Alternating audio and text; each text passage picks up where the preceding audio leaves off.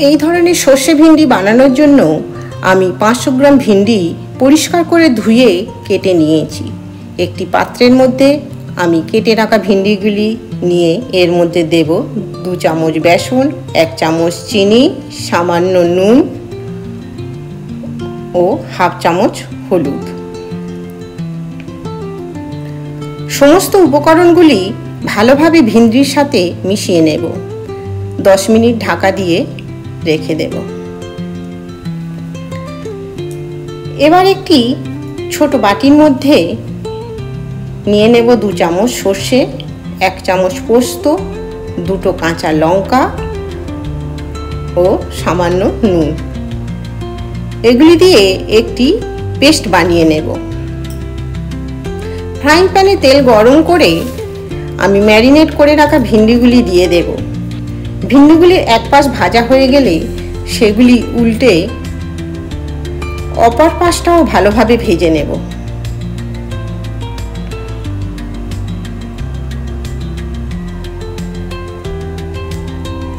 আমার ভিন্ডিগুলি ভালোভাবে ভাজা হয়ে গেছে। এবার এগুলি একটি পাত্রে নামিয়ে নেব। বাকি ভিন্ডিগুলি আমি একই রকম ভাবে ভেজে নেব।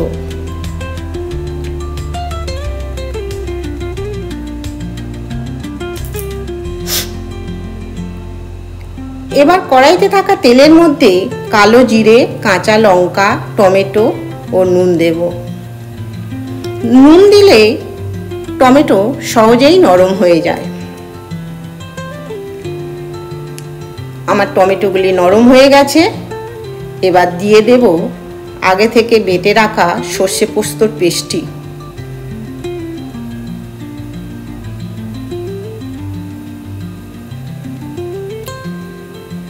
গ্রেভিটি ফোটার জন্য ফ্রাইং প্যানে ঢাকনা দিয়ে অপেক্ষা করব।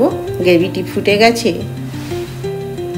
এবার আগে থেকে ভেজে রাখা ভিন্ডিগুলি দিয়ে দেব। খুন্তির সাহায্যে নাড়াচাড়া করে ভিন্ডির সাথে মশলা ভালোভাবে মাখিয়ে নেব। এবার ঢাকনা দিয়ে 5 মিনিট ফুটিয়ে নেব যাতে ভিন্ডিগুলি সিদ্ধ হয়ে যায়। আমার ভিন্ডি মশলা সব কিছু ভালোভাবে সিদ্ধ হয়ে গেছে। এই ধরনের সবজি রুটি ও ভাতের সাথে ভীষণ ভালো যায়। ভিডিওটি দেখার জন্য অসংখ্য ধন্যবাদ।